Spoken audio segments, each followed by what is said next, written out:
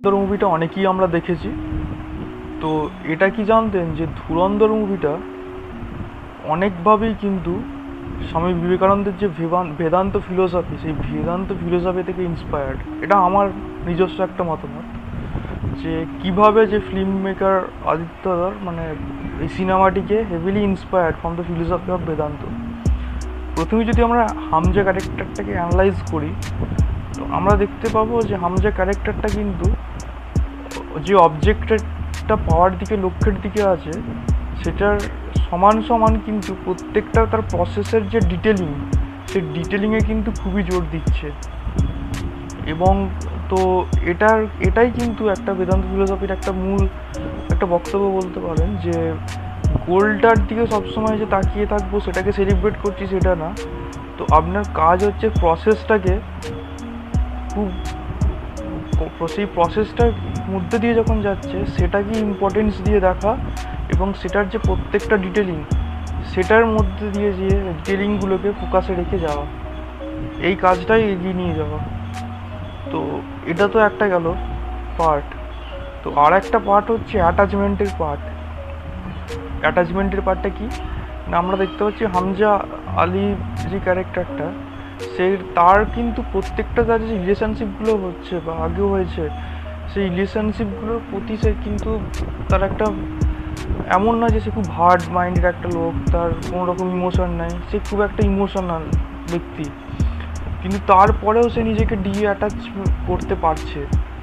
তো এটাই হলো একটা, যে বেদান্ত ফিলোসফিকে যে মানুষ ইন্টারনালাইজ করতে পারবে, মানে তার চরিত্রের মধ্যে সে নিয়ে নিতে পারবে, তখন কি দেখা যাবে, সে যতই অ্যাটাচমেন্টে থাকুক না কেন, সে কিন্তু সেই সেই সমান শক্তি দিয়েই সেই অ্যাটাচমেন্টটা কাটিয়ে নিচ্ছে। তার মানে ধরুন, দেখবেন এমন কোনো মানুষ আছে অনেকই, যারা খুব হার্ড মাইন্ডেড, মানে তারা কোনো রকম কিছুতেই প্রভাবিত হয় না। একটা মানুষ যাদিকে বলা হয় যে সবসময় কিছু কুটবুদ্ধি, তো সেরকম মানুষ না। বেদান্তিক যারা মানুষ, তাদের মধ্যে তো মিজারি, দুঃখ কষ্টও আছে, এবং অ্যাটাচমেন্ট যখন ছেড়ে যাবে, যেটা প্রতি প্রবল অ্যাটাচমেন্ট, সেটা যখন ছাড়বে, একটা প্রত্যেকটা মানুষেরই সেই দুঃখটা তো থাকবেই, কিন্তু যেটার প্রয়োজন, সময়ের যে প্রয়োজন, সেখানে অ্যাটাচমেন্টটাকে কেটিয়ে বেরিয়ে আসে, তো তখন কিন্তু তারা বেরিয়ে চলে আসবে, যতই কষ্ট হোক না কেন। তো এটাও কিন্তু একটা বেদান্ত ফিলোসফির আইডিয়া বলতে পারেন। তো এইটাও কিন্তু দেখানো হয়েছে সেই সিনেমাটিতে, যে কিভাবে, এবং বেদান্ত ফিলোসফি এটাই বলছে যে স্ট্রংগেস্ট মানুষ সেটাই, বেশ মহান ব্যক্তি তিনি, যেনার মধ্যে কিন্তু একটা প্রবল সেই অ্যাটাচমেন্টের ভাব আছে, ভালোবাসার ভাব আছে অন্যান্য মানুষের তুলনায়। সে যেই কাজটা করছে, যাদেরকে ভালোবাসছে, তাদের প্রতি গভীর শ্রদ্ধা আছে, ভালোবাসা আছে, তাদের প্রতি প্রেম আছে, কিন্তু আবার ইকুয়ালি যখন প্রয়োজন হবে, সময়ের প্রয়োজন হবে, তখন সমান শক্তি দিয়ে সেটাকে তারা কিন্তু ডিঅ্যাটাচমেন্ট বা সেই অ্যাটাচমেন্ট কাটিয়ে তাদের সেই আসার সামর্থ্যটা থাকবে। এটা হলো আরেকটা দিক। আরেকটা দিক যেটা যে অনেস্টি বা ইন্টিগ্রিটির সাথে কাজ করা। এই কাজ করাটা কিন্তু অতটা সহজ নেই। তো কারণ মানুষ আমরা সেভাবেই কাজ করি যেখানে কোনো রকম আমরা আশাবাদী যে এটা করে আমাদের একটা প্রফিট হবে, বা কিছু আমরা লাভ করতে পারবো, বা কিছু আমাদের মনিটারি গেনই হোক, টাকার অর্থে গেনই হোক, বা কোনো আমাদের যারা রিলেটিভ আছে, মানে একদম ক্লোজ ফ্যামিলি সাস্টেন্স হোক, বা যাই হোক, এভাবেই আমরা কিন্তু চলি। কিন্তু যেটা আনসেলফিশ ওয়ার্ক, তো অ্যাকর্ডিং টু বেদান্ত, আপনি যত আনসেলফিশ ওয়ার্ক করবেন, তত কিন্তু সাকসেসফুল ব্যক্তি হিসেবে আপনাকে গণ্য করা হবে। মানে তত একটা হাইট অফ সাকসেস যেটা হয়, তার দিকে আপনি এগোতে থাকবেন, যত আপনার ক্যারেক্টারের মধ্যে সেলফিশনেস সেই ভাবটা থাকবে। তো সিমিলারলি মুভিটাতেও আমরা তাই দেখতে পাচ্ছি, দেখানো হচ্ছে যে আপনি আনসেলফিশ হয়ে যান, আপনার সাথে যতই মিজারি বা যত কিছু ঘটে থাকুক, আপনি যখনই সেই মিজারিগুলো, বা আপনার হয়তো জীবনে কোনো দুঃখজনক ঘটনা ঘটে গেছে, তারপরেও যদি আপনি আনসেলফিশনেস কাজ চালিয়ে যেতে পারেন, তো সেখানে যেই সাফল্যটার দিকে আপনি এগিয়ে যাবেন সেটা কিন্তু কোনো সাধারণ মানুষ সহজে সেটাকে অ্যাচিভ করতে পারে না। যখন কেউ তখনও তার চরিত্রের মধ্যে যত বাজে ঘটনা তার সাথে ঘটে যাওয়ার পরেও সে আনসেলফিশ থাকতে পারে, তারপরে সে যেটা অ্যাচিভ করতে পারবে। তো যারা পার্ট 1 পার্ট 2 মানে সিনেমাটা 2টি পার্টে দেখেছেন তো বুঝতে পারবেন যে কীভাবে তার পাস্ট জীবনে যেটা জাসকিরাত সিং ছিল, দুর্ঘটনা ঘটে গিয়েছিল একটা বাজেভাবেই।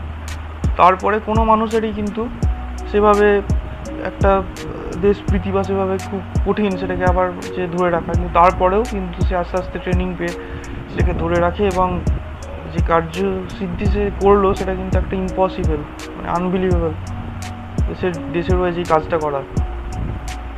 তো এই ছিল। এবং আর একটা জিনিস এখানে বলার যে অ্যাটাচমেন্ট আমরা দেখতে পাচ্ছি একদম শেষের দিকে, যে ওই সিনটা যখন যে তার ফ্যামিলির দিকেও সে যাচ্ছে, একটা মানে ভালোবাসা আছে তাদের প্রতি, কিন্তু আবার সে ফিরেও পারছে না।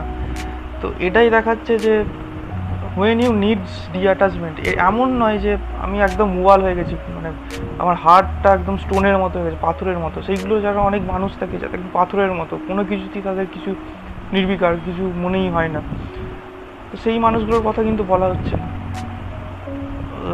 বেদান্ত ফিলোসফিতে। মানে আপনাকে সেই মানুষগুলোরই কথা বলা হবে যে যাদের মধ্যে একটা হার্ট আছে, পিওর হার্ট আছে, গলে যাবে আমার ভালোবাসার প্রতি, প্রত্যেকটা মানুষের প্রতি গভীরভাবে তাদেরকে ভালোবাসতেও পারে, শ্রদ্ধা করতেও পারে।